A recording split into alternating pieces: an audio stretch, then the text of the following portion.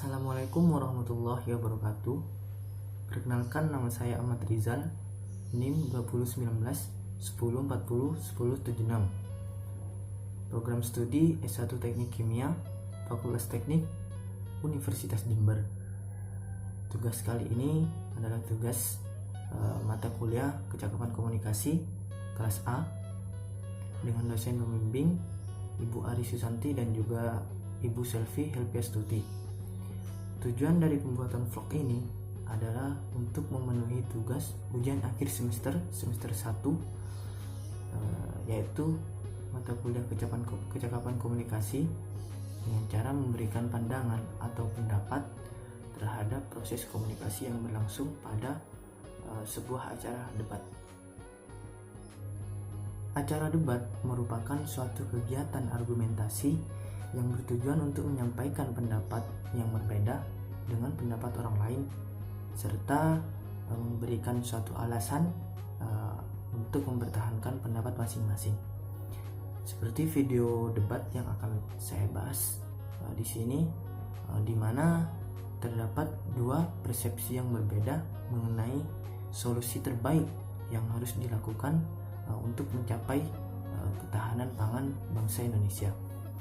Kemudian, sebelum membahas lebih jauh mengenai keefektifan komunikasi pada acara debat tersebut, alangkah baiknya jika kita mengingat kembali apa definisi atau pengertian komunikasi terlebih dahulu. Baik, komunikasi berasal dari kata communicatio atau komunis yang memiliki arti sama maknanya atau pengertian bersama, dengan maksud untuk mengubah pikiran, sikap, ataupun perilaku penerima pesan atau komunikan dan melaksanakan apa yang diinginkan oleh komunikator. Sederhananya, pengertian komunikasi adalah proses penyampaian informasi atau pesan dari komunikator kepada komunikan yang nantinya dapat menghasilkan suatu timbal balik atau feedback dari komunikan, sehingga komunikasi dapat berlangsung secara dua arah antara komunikator dan komunikan. Baik, selanjutnya saya akan memberikan tanggapan saya mengenai keefektifan komunikasi yang terjadi dalam acara debat tersebut, yaitu tentang unsur-unsur komunikasi. Yang pertama, unsur komunikator. Seperti yang kita ketahui bahwasanya selama proses komunikasi, seorang komunikator memiliki peranan yang sangat penting dalam menyampaikan suatu pesan atau informasi.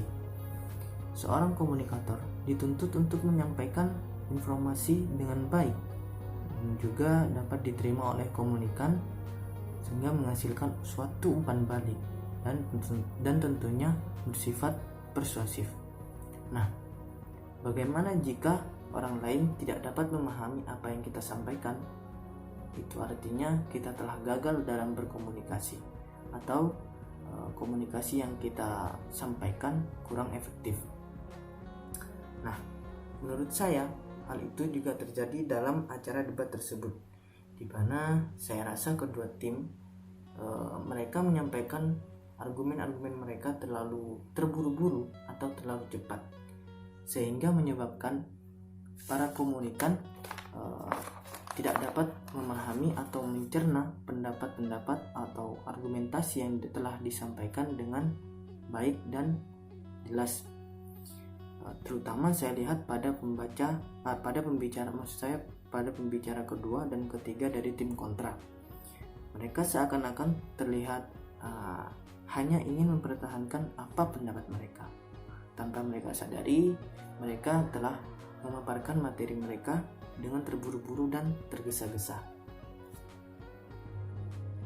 Kemudian unsur yang kedua adalah komunikan atau penerima pesan. Mendengarkan merupakan salah satu bagian dari proses komunikasi. Sebagai seorang komunikan, kita seharusnya dapat mendengarkan dengan baik apa yang coba dijelaskan oleh seorang komunikator. Menurut saya, dalam acara debat tersebut, kedua tim sudah cukup efektif dalam hal mendengar, karena mereka sama-sama dapat memberikan tanggapan-tanggapan terhadap argumentasi yang telah disampaikan pihak lawan. Tetapi perlu diperhatikan, jika ingin memberikan interupsi kepada lawan, sebaiknya tunggu sampai lawan menyelesaikan bicaranya, karena hal tersebut seringkali diabaikan sehingga membuat proses komunikasi berjalan kurang efektif. Unsur komunikasi yang selanjutnya adalah pesan. Pesan merupakan salah satu unsur komunikasi, di mana pesan tersebut nantinya akan disampaikan oleh seorang komunikator kepada komunikan. Pesan mengandung materi yang ditujukan untuk mempengaruhi atau mengubah komunikan. Pesan atau materi yang disampaikan sebaiknya memiliki dasar argumen yang kuat, bukan sebatas opini belaka. Lebih baik lagi jika kita memberikan beberapa data atau fakta yang nantinya akan mendukung atau menunjang pendapat yang akan kita sampaikan. Selain itu, hendaknya informasi ataupun argumen yang akan disampaikan bisa tersampaikan secara jelas dan detail. Akan tetapi, yang terjadi justru sebaliknya. Menurut saya, kedua tim tersebut sama-sama kurang detail dalam hal menyampaikan argumentasi mereka. Selain itu juga, kedua tim, baik tim pro maupun tim kontra, kurang menjelaskan mengenai sumber-sumber data yang mereka telah sampaikan. Akibatnya adalah hal tersebut dapat memicu kesalahpahaman antara komunikator dan komunikan. Mengapa demikian? Karena beberapa data yang disampaikan tidak jelas dari mana sumbernya. Kemudian, satu hal yang tidak kalah pentingnya dalam proses komunikasi adalah mengenai etika. Mengapa demikian? Sebagai makhluk sosial, tentunya kita tahu bahwasanya etika adalah termasuk hal yang mendasar dalam kehidupan manusia. Terlebih lagi kita sebagai orang Indonesia, mungkin kita sudah diajari mengenai etika, sopan santun, tata krama, dan juga menghargai orang lain. Etika dalam berkomunikasi sangat penting untuk kita pahami agar tidak terjadi sesuatu yang tidak kita inginkan, seperti kesalahpahaman, pertengkaran maupun perselisihan. Nih, di sini saya akan sedikit menjelaskan mengenai etika-etika dalam berkomunikasi. Yaitu yang pertama, ketika kita hendak memulai suatu pembicaraan, alangkah baiknya kita memulainya dengan kalimat salam ataupun sapaan-sapaan yang lain. Kemudian yang kedua, berbicaralah dengan jelas. Tujuannya adalah supaya informasi yang kita sampaikan dapat diterima dengan baik oleh komunikan. Kemudian yang ketiga, perhatikan lawan bicara saat mereka menyampaikan suatu informasi atau argumentasi mereka. Kemudian yang keempat, yang terpenting adalah saling menghargai satu sama lain. Akan tetapi pada acara debat tersebut terlihat bahwasanya mereka kurang memperhatikan etika komunikasi. Salah satu contoh buktinya adalah ketika pembicara kedua dari tim kontra tidak memberikan kesempatan bagi tim pro untuk memberikan interupsi kepadanya. Dia bahkan seakan-akan tidak peduli dan tidak ingin mendengarkan interupsi yang akan disampaikan oleh tim pro. Kemudian pada akhirnya saat pembicara ketiga dari tim pro diberi kesempatan untuk berbicara, dia pun membalas perbuatan dari pembicara kedua tim kontra dengan tidak memberikan kesempatan padanya untuk menyampaikan interupsi.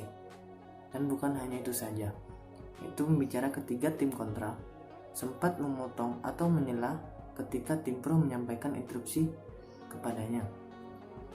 Dari hal-hal tersebut sudah jelas bahwasanya proses komunikasi pada acara tersebut kurang efektif dalam hal etika.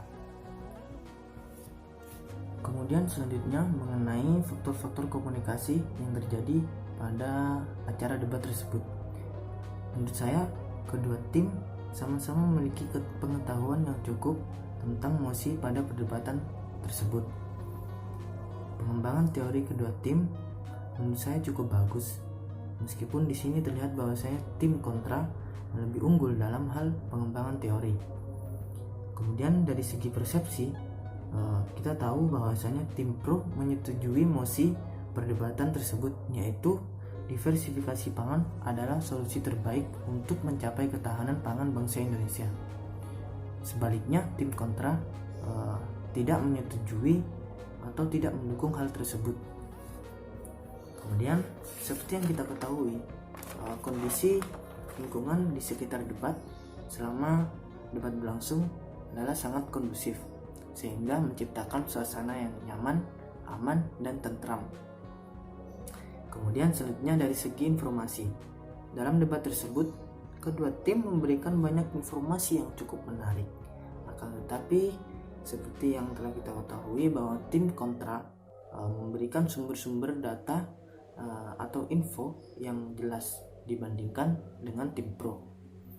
Kemudian hambatan yang terjadi selama debat tersebut sudah saya jelaskan sebelumnya, yaitu salah satunya adalah komunikator terlalu terburu-buru atau terlalu tergesa-gesa dalam menyampaikan argumentasi ataupun informasi mereka. Mungkin hanya itu yang dapat saya sampaikan. Apabila terdapat perkataan saya yang kurang berkenan, mohon dimaafkan. Kurang lebihnya terima kasih. Wassalamualaikum warahmatullahi wabarakatuh.